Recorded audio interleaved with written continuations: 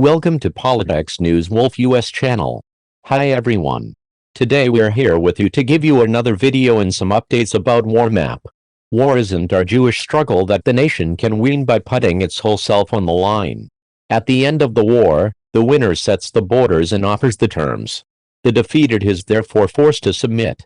The one thing that never loses its importance both before and after the war starts, is to protect the borders in the war between Russia and Ukraine. The Russian army violated Ukrainian borders and launched an invasion of Ukrainian territory and unilaterally declared its own borders as if on the map. The red areas indicate the Ukrainian territories that the Russian army claims and occupies.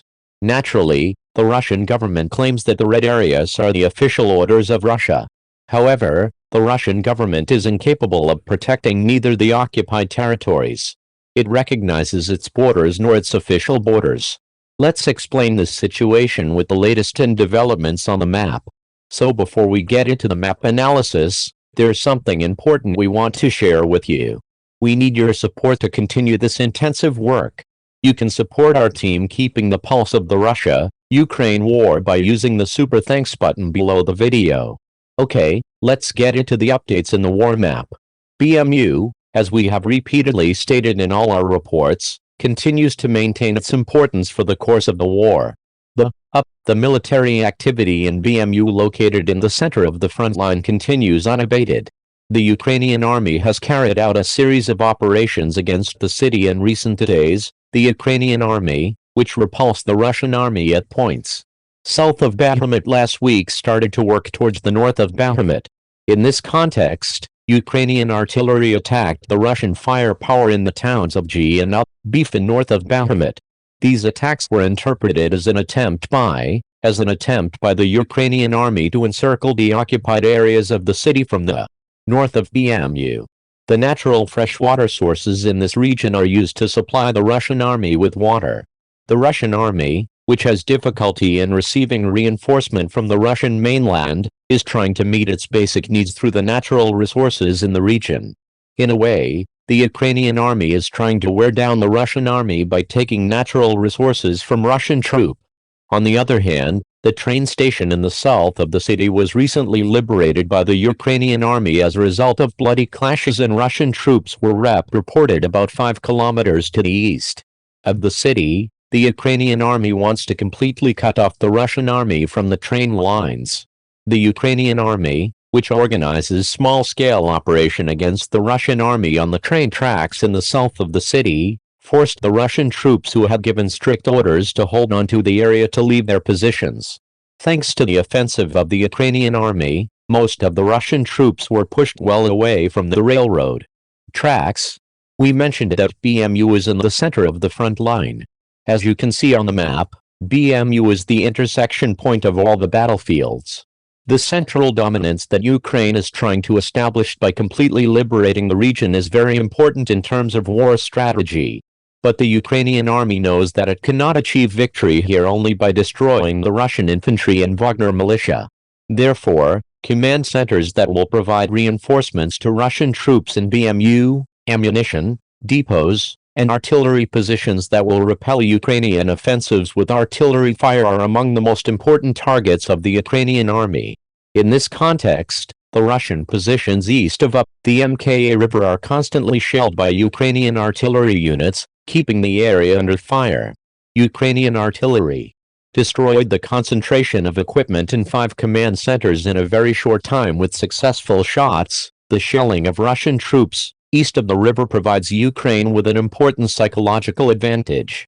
Russian troops, who see the river as a natural bulwark, are experiencing great anxiety as the Ukrainian army crosses the river and hits Russian positions. This situation is causing Russian troops to make plans to retreat further east of the city in the direction of Paki and Kharkiv. So meanwhile, the Ukrainian army continues to conduct reconnaissance ahead of the upcoming offensive. Ukrainians working hard to ensure the success of its detailed plan. The Ukrainian war headquarters cannot afford to make mistakes. We have shared with you in our previous reports that the front that Ukraine will open on the north line will be through Luhansk. The Ukrainian army has almost completed all preparations for the offensive to be launched from the northern front. Ukrainian reconnaissance units, on the other hand, continue to work under the terrain to ensure the success of the operation to be launched from the northern front.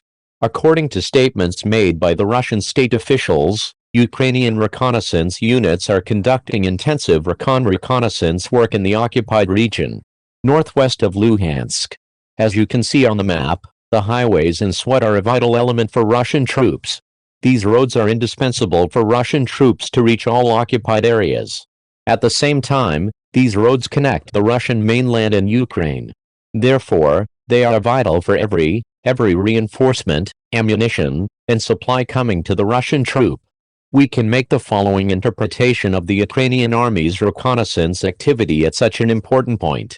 The Ukrainian army's offensive strategy is based on divide and destroy by depriving Russian troops of support. Therefore, it is planning an offensive against this point on the North Line, the city of Swat. In this way, the Ukrainian army wants to control the Russia's gateway to the north of Ukraine. The aim is to render the Russian army helpless. On the other hand, it can be stated that Mariupol, which we can call the Southern Front, will also be the target of Ukrainian reconnaissance units in the coming days. According to the latest report, the offensive to be organized by the Ukrainian army in this region has created an era of panic in the Russian troops. Local sources claim that the Russian General Staff will soon deploy troops from other regions to the South Line. We can say that the Nero River has a critical importance on the South Front. The Ukrainian naval forces may have big surprises in the coming days against the Russian army, which uses the Nero River as a natural position and thinks that it is safe. South of the river, although the Russia-Ukraine war continues on land and India, as you can see on the map, it is not limited to these. The naval war is also of great importance for the future of this war because the concept of borders, which we mentioned at the beginning of our report, is as valid at sea as it is on land and in the air.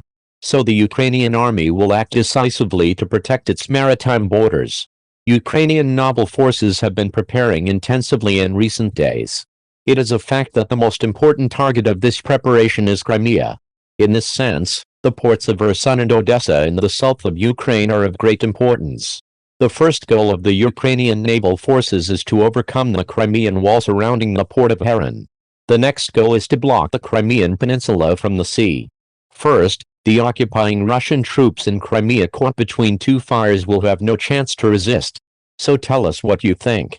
Do you think the Ukrainian army will be able to increase its gains and what? And what will it take for the Russian troops to withdraw? Will the Ukrainian army be able to liberate Crimea? What decisions would you take if you were a Ukrainian commander? Thank you for watching the video. We value your opinion. Please comment, share them with us, and thank you so much once again for watching this video. See you in my next video.